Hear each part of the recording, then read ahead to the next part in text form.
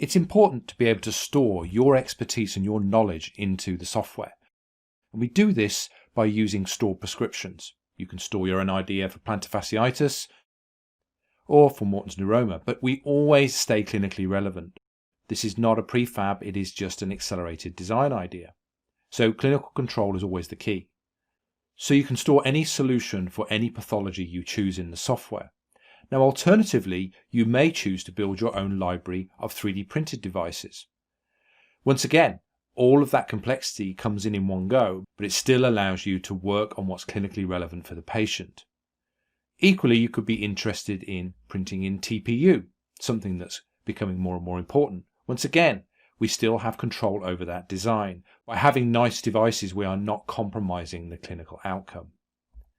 So you can even store solutions to extreme cases that you may use very infrequently, but they're stored there for use should you need them. So what about footwear? You may want to store a design that is specific to a type of shoe that you sell or make. In this case here, a sneaker, or even a square-toed men's shoe. You could go as far as to build your own sandals in the software.